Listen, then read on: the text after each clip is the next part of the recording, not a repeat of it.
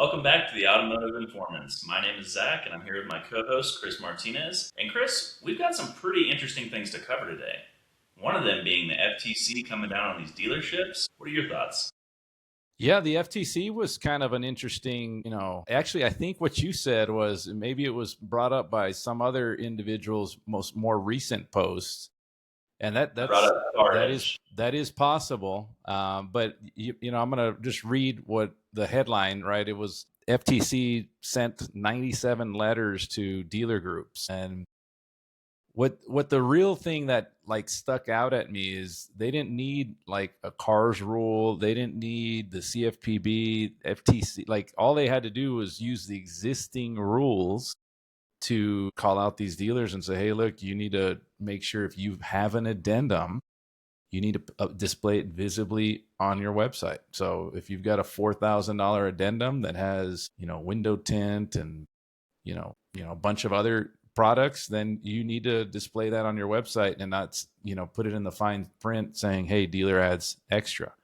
Like you've got to say what they are and how much they are, so that when they go in the store, the price is the same thing. But my only pushback on that is if they're going to do it for dealers, they need to do it for everybody. I'll tell you, my wife, she does a great job shopping for us and for my kids, and she'll literally find prices online and then go into the store, and in store it's actually more expensive. And I'm talking Target, Walmart, a bunch of kids place, every store you could think of that she goes to shop, it's just there everywhere. So at the end of the day, if they're going to hold dealers to a certain standard, they need to hold everybody, because it's weird that you'll see these prices cheaper online. And even Best Buy, like you'll tell them, hey, look, I found this one online, and generally they'll price match unless it's an OEM product. Is from my one of my more recent experiences when I went to go buy a laptop. The price was cheaper online at the actual OEM. The distribution for Best Buy was actually more expensive. And so when I said, hey, is there any way you can price match this one? They said, well, we don't price match the like OEM type products. We, now if it's a competitor like Walmart or someone like that, they would. But because it was the actual person who made the product, they said they couldn't. So I thought that was interesting. But here we are. Makes sense. What do you think about the addendums? I mean, I've been in that boat where you get to the dealership and then there's a markup or there's a M wrap on the car or some sort of ceramic coat or wheel lock package. And it's really frustrating because I don't want that stuff. I don't care about it. But they're going to put it on the car and tack it on there, and there's no option to get it without. And so I think it makes it really frustrating because you're at the dealer, you're locked in, you've already driven there and wasted your time. And then at a certain point, you've got to run this time equation of how much is my time worth, how many hours have I already been here, and what's the difference in what I'm going to save at the next place, provided they don't do that. Well, coming from the other side of it, where I've put addendums on cars, and window tint super necessary. I don't know, especially in Texas, I don't know too many people who want to drive a car without window tint. Fishbowl. So there's things like that, but I do see some of those, products that I don't feel like there's any value when they put some, weird type of warranty on them, or different things that I just feel like just don't really have any value. I can understand some of those, and then of course when they start putting these $5, $6, $7,000 packages on them.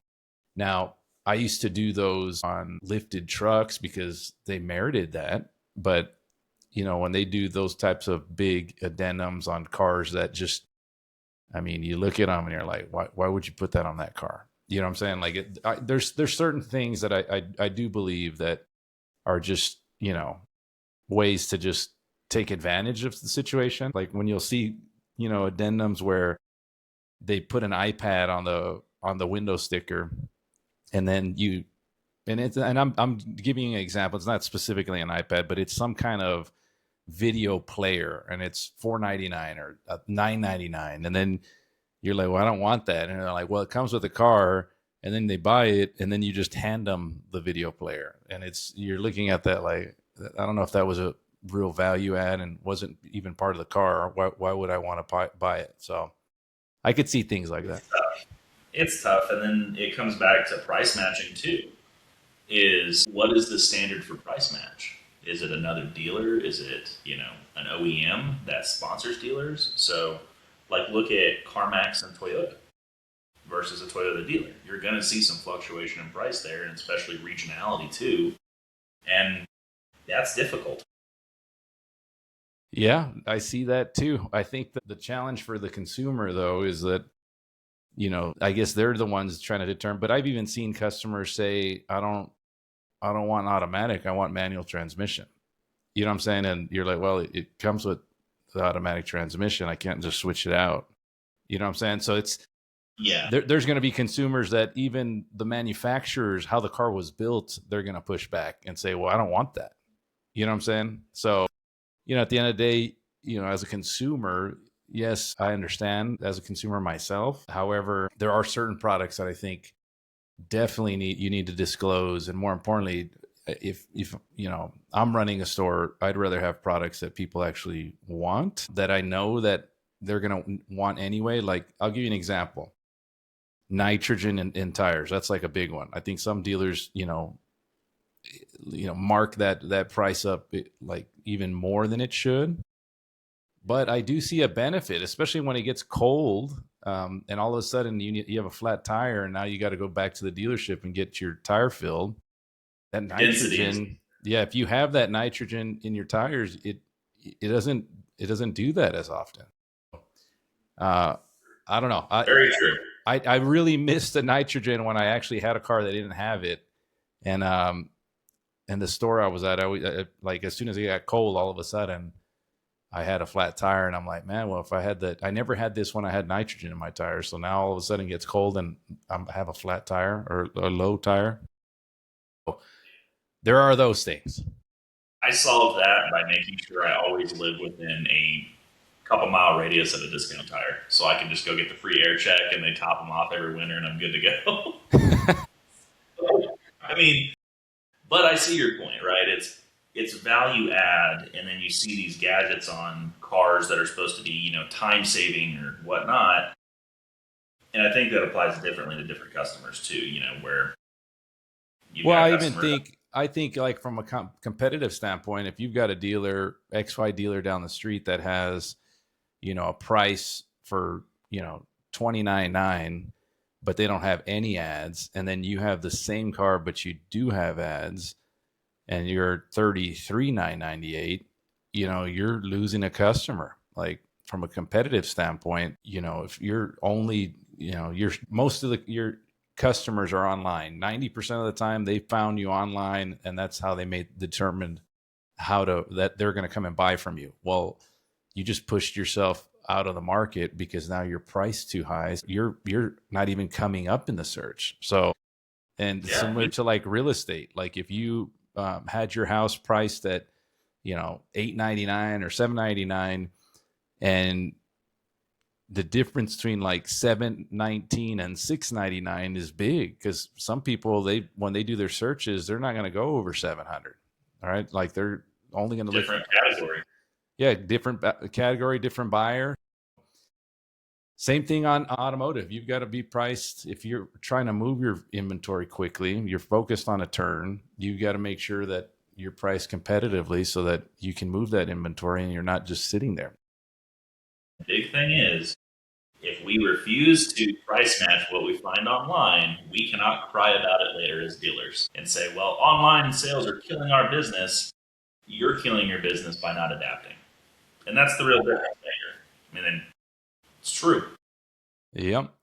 Well, look, let's roll into what, we're talking about being competitive and having a competitive nature.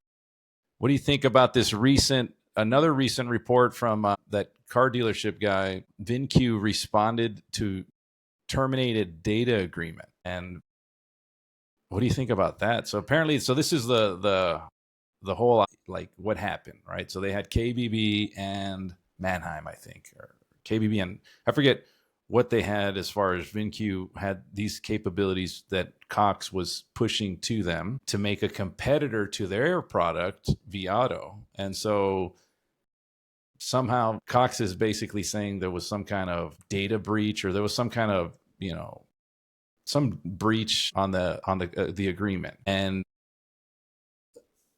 there's two sides of the story, and then there's the truth, right? So you've got VinQ saying no, like we've never breached our agreement. We've been playing in the rules that you've given us, and now they're just basically saying, hey, it kind of appears like they're kind of saying, hey, look, you're getting a little too close to what our product is, and we want to go ahead and stop that competition. But I don't know. What are your thoughts on that whole deal?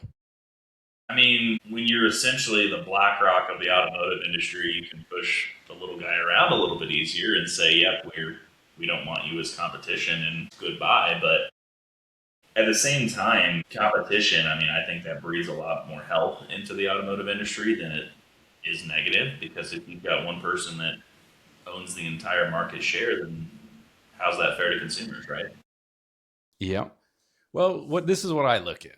I think that here's like when I see these types of pushbacks from competitors, I think it's only going to push you as the competitor to innovate and do more, right? So now they're in a position, well, hey, I can't provide my dealers KBB values. I can't show them Mannheim, or I can't, do these competitive sets using this other data. And it's unfortunate, yes, but then it can push you to innovate and do more. Like, give you an example. Here's Carfax has been like a dominant player in automotive. AutoCheck, Experian has been like the number two, and it's been in the background for years. Well, now they're making bigger plays now because dealers are just kind of fed up with the Carfax pricing. And so they're now removing some of those products and going to the lesser known product and still selling the value. I can tell you at CarMax, when I was there, we didn't have Carfax to present to customers. I mean, we could if push came to shove, but for the most part, we would just show them AutoCheck. And for 6 years that I was there, I never lost a car deal because I didn't have Carfax. You know what I'm saying? So, and if they really like had to have that, I mean, we could pull it for them, but it was like a non-event, if that makes sense. Yeah, it's tough because data is everything in the automotive industry today. It's if you don't have data, you can't do anything, right? You can't prove service history, you can't prove vehicle history, all the way down to even repair, right? So I remember I was consulting on AI, and data was what we just searched for, and we couldn't even find somebody who had enough data to feed into the AI and train it. So then you're going around to different collision centers begging for accident reports and vehicle, what did you replace, to try to build it and aggregate it. And unfortunately, whoever holds the data has the keys to the kingdom. Yeah, it depends on how you use that data too, because I've seen some people that have all the data in the world and can't execute. You know what I'm saying? Like you see them, they've got reports out their, ears, and they don't do anything with them. You know what I'm saying? So I think, the old adage, what gets measured improves, but sometimes it doesn't really, if you have someone that doesn't want to do anything with that data, right? Like I've shown people real results, real opportunities, and then they look at me like I'm trying to sell them snake oil, like it's something that is just, not capable or possible in their eyes, because they've never seen it. You know what I'm saying? They don't believe the numbers or something. It's one of those weird anomalies that you look at sometimes. And it's something I've looked at, a lot of my career, because, I show people the numbers. I'm saying, hey, this is what it is. And they'll look at you and think, I don't believe it.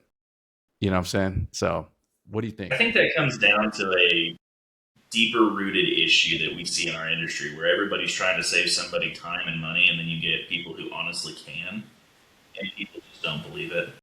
And it's either because they don't ascribe that level of value to themselves or their own time, or they just trust nobody. I don't know. There is that. There is that. Right. Well, I think for Cox and VinQ, I remember VinQ when it was the third party listings thing where they could help you, source third party trades on Facebook and Auto Trader. And I remember seeing it then. And then as they got more like rooftops and more funding, I guess, then they kind of, rolled into a Viato competitor. I think that the biggest challenge today for most dealers, in my mind, is that if you already have Viato and you use Vin Solutions, then it's going to be a challenge to move away from that system, especially if it's already part of your organization, because one of the value adds that I like is that I can see when I'm pricing cars, I can see, okay, this car has had, 4 leads. I'm changing the price. I'm going to go and reach out to these 4 customers, and I can jump right into Vin Solutions and see those 4 leads and have someone reach out, or I personally would probably reach out. So there's some advantages of having it. I can't speak on VinQ's system. It sounds pretty amazing. They get these big 20 groups on that program, and I hear a lot of good things. But I personally I haven't seen the capabilities as of recent. But they appear to be doing a really good job. So I'm not sure. Yeah, it's going to be interesting to see. I mean, somebody's going to eventually monopolize the market, but like I said, I think the competition's healthy. I mean, I wish for the betterment of the entire industry that there was a certain set of data that was available to everybody and wasn't gate kept by how many auctions you own or how many collision centers you can aggregate and fund. Kind of sucks because then for people trying to innovate and create cool stuff, they're pretty limited unless they want to pay to play. Yeah, no, I understand. Speaking of like execution and other data, here's Cox again. They seem to be on a roll. Like it seems like every week or two now they've got some new report that they're highlighting. Their chief economist editor is out there, on a podcast, or he's going over some recent data. As you know, they've got thousands of stores, so they've got a lot of data they can really dissect, and they can have their finger on the market just based on how many stores they have. They can see turn rates, they can see all kinds of data. And so they just released Q1 2026, their automotive report, and they released this yesterday. And what they're saying is new car sales are down 6%, interest rates still hovering around 9-10%. Insurance, gas, let me say gas one more time. Ownership costs all rising rapidly. They said EV demand is soft, but that's nothing new. And we have actually another story we can talk about on that EV. Mm-hmm. But then they're saying growing on used, but dealers are feeling better, but still behind last year. Nothing's really broken is what their sentiment is, but nothing is easy either.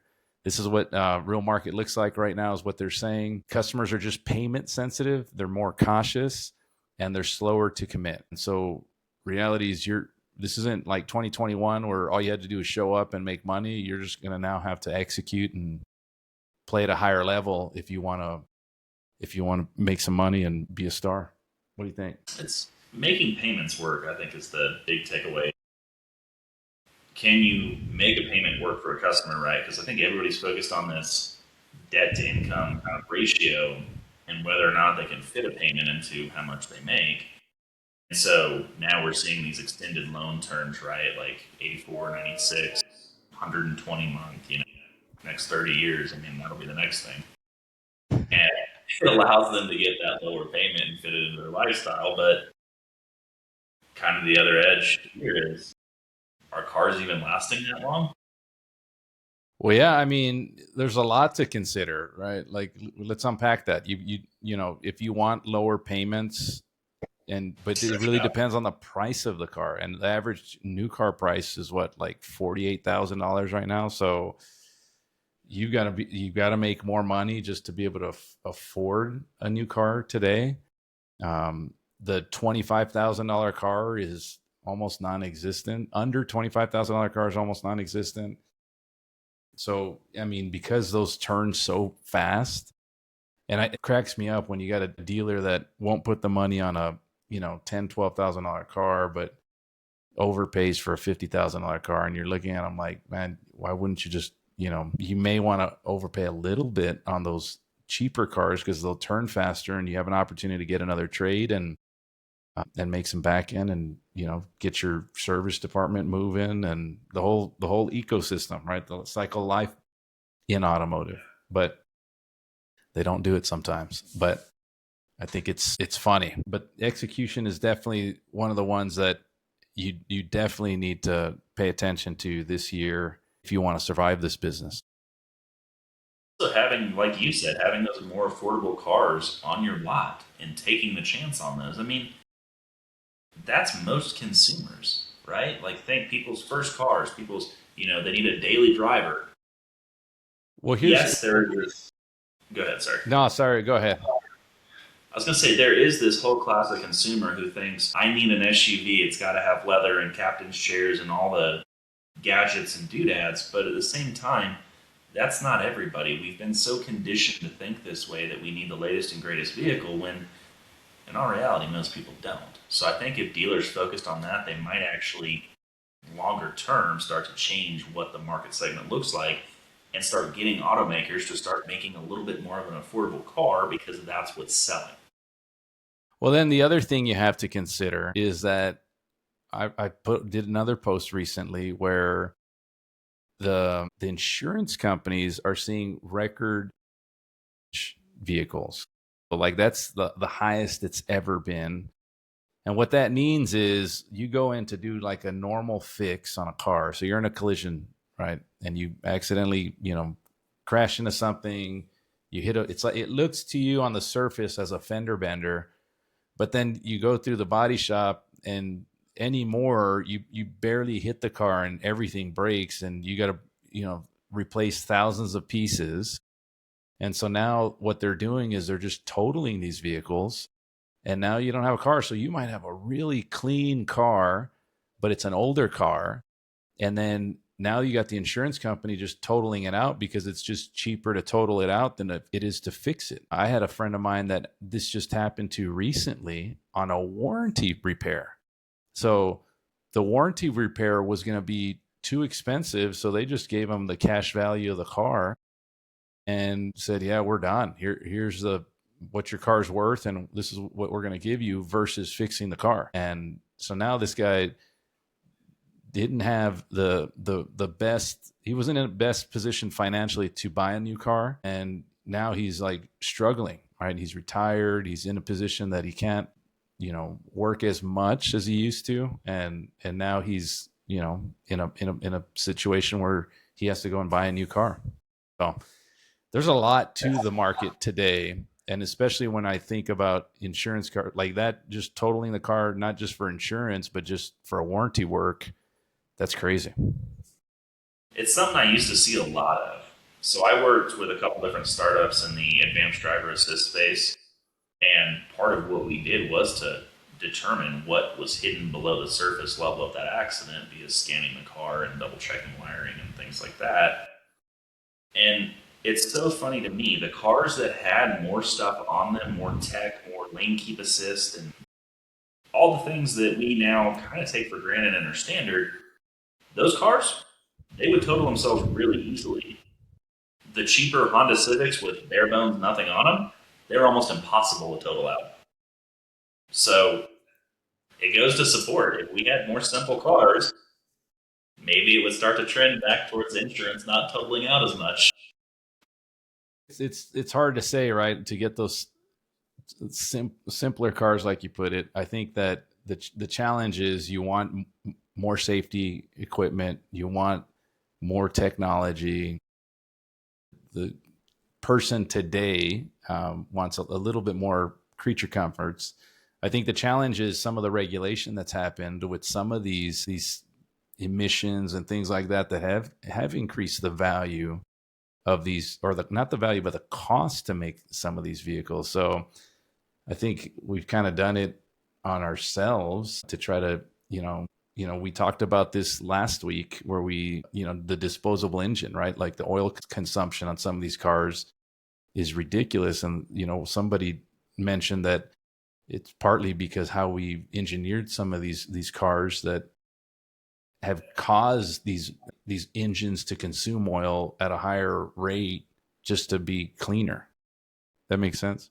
I think an interesting one too, since we're talking about cars that used to be really budget and have now just gone astronomically high as far as their asking price.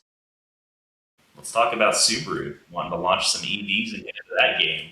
You That's think a they're good. too That's a late? good segue. That's a good segue. As we wrap up, right? Like, so Subaru, what are they? Are they a little too late on that story? The recent story came out that they just now have an EV coming to the market. What do you think? I think Subaru, it's an interesting spot. I think that they're either going to be, I don't necessarily think it's too late to market because this happens in other industries too, where you get somebody who's kind of known for having a halfway decent product like Subaru. They kind of sit back and they perfect it before they launch it, while everybody else kind of has recalls and is trying to get ahead. And I think that might be the position we see Subaru in. But I'm more curious, what price point is this going to be for Subaru? Is this going to be now their highest level price point, or are they going to drop something down lower? Well, here's the thing that we've already seen in the U.S. the economics on these cars and why why the billions are being lost because they couldn't pencil it right. They don't have the infrastructure like China has. They can't produce them that inexpensively.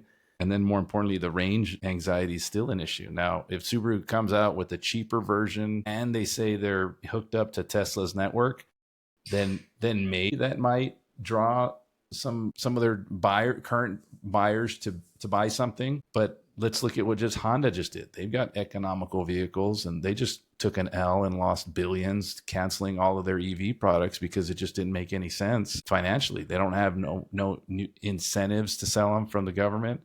You remember that 7,500 credit was a big deal. It was. Now it's just not there. And reality, that $7,500 credit made it as the similar priced as an ICE car versus where they're at today. You know what I'm saying? So Exactly. when you remove it, now they're $7,500 more.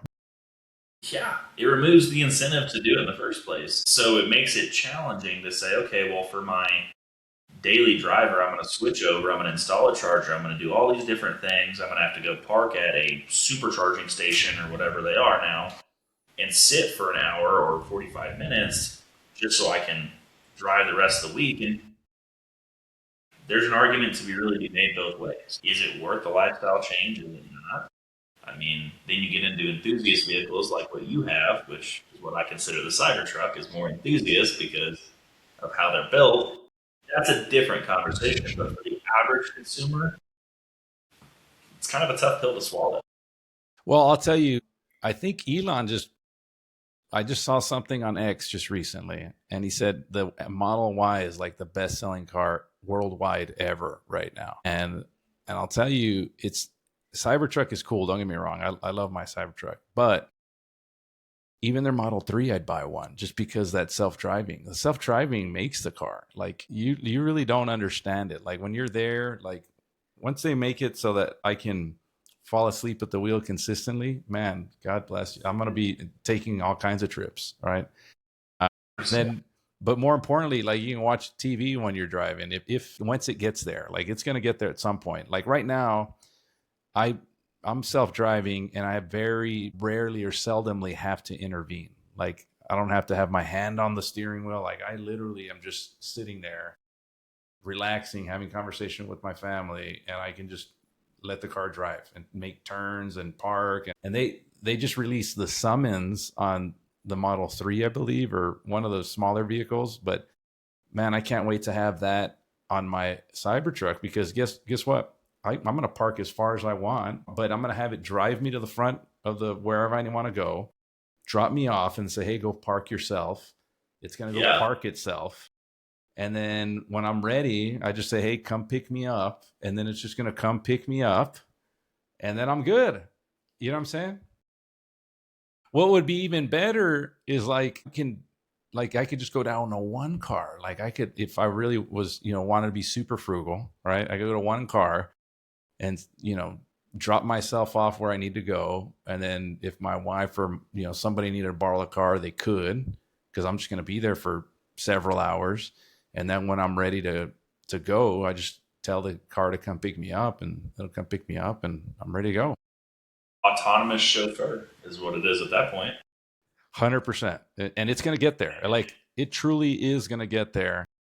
Yeah. There's no doubt in my mind. Where it's currently at today, really, I trust it enough that I don't ever have to like really ever look at the car. Like sometimes the map, what I love about it is if I'm late for wherever I need to go and there's traffic, it'll literally just get off the freeway while I'm talking. Didn't even pay attention. I just see traffic coming, and all of a sudden, boom, I'm like, here we go.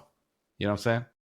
Do you think that we're already there for the technology? They just have not released it. Yes, 100%. Because if it's in Austin on the robo-taxi in like a square mile, like driving by itself, and now if you live in Austin, they can deliver it to your house. The car can drive itself to your house. What's the one, the Waymo, that wasn't actually driving themselves? Yes. Unless it's that. Yeah. No, I can attest, I'm driving that car on self-driving 99% of the time.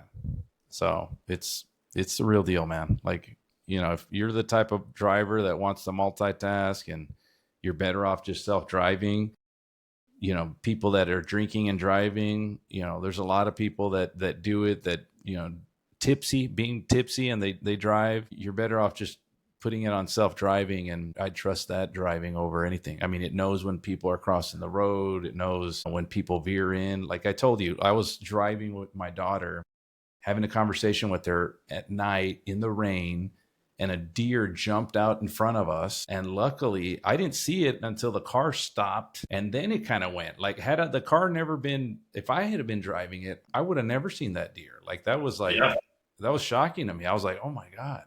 And the deer just took off like nothing. And I'm like, damn, that was pretty cool that it caught that. It can do things that most drivers are not capable of doing. And it really makes me think maybe that's part of the difference that we're seeing right now, right? Is we've got people that are so distracted behind the wheel. I mean, I guarantee you I could leave right now, go 2 miles down the road, and probably count 20 people with their phone in their hand. 100%. It's worse than drinking and driving. Like, there's so many deaths with people texting and driving. And, it's unfortunate. Like, it's a real problem. We need to work on creating a better environment for them to be distracted and behind the wheel. All right. Well, so let's wrap up. We talked about quite a few things. How do we tie it all up into a nice bow and give our audience a way to execute and be better operators in this environment? Well, I think right now, competition, we've talked about, is a great thing for our industry. Being a lot more transparent with the customers is going to go a long way, because you can't mask that and you can't fake it. And then also adapting to the times. We can't be so stuck in our ways that, one, we're not adapting to the internet still, right? There are still people out there who are that way, living underneath a rock and saying, well, the internet's going to be the death of us all. Well, yeah, it is. So get with the program, start being honest, and you'll likely sell more cars. And service more, right? Service a lot more. Because if you don't have technicians, it's going to be a really sticky situation for you. Yes. Well, I think you're right. I think for me, it's always been stick to the basics, the blocking and the tackling of the business. Make sure that you are aware of what's going on, and just, it doesn't mean you need to go and change your whole business. It means just, stick to the basics, the blocking and tackling, and you can be successful. Like, I think most good operators play in that logic, right? The teams that win the games are the ones with the least amount of mistakes. And as long as your team is focused on the basics, they can do some big things. What's that quote by Francis Assasi or Ansasi? I forget the guy's name. But he says, first Start doing what's necessary, then do what's possible, and then suddenly you're doing the impossible. And I think that's true in anything and everything that you do, and because most people just don't do it. So that's my closing comment. Zach, as always, it's been amazing. I love having these conversations. I'm a little sad you didn't push back a little harder on the other topics we were talking about, because you said we were gonna say some cool stuff. But I get it. I think you got a little air in the side of being nice. So good job. You got to self-edit at times, yeah. If But all anybody right, wants to know what's involving Subaru and EVs and some things the brands. yeah, it's good stuff. All right, cool, man. Well, let's do it again next week. I hope you guys get value. Where can they reach out to us? They can go on YouTube. They can go to Spotify, YouTube. Apple Podcasts, automotiveinformants.com. You can go there. But we give you a take on what's different in the marketplace today and how you can use it to your advantage. So hope you guys subscribe to our channels, listen to our podcast, and check us out online. Zach, as always, it was great time. Let's do it again next week, and I'll see you next week. Thanks, Chris.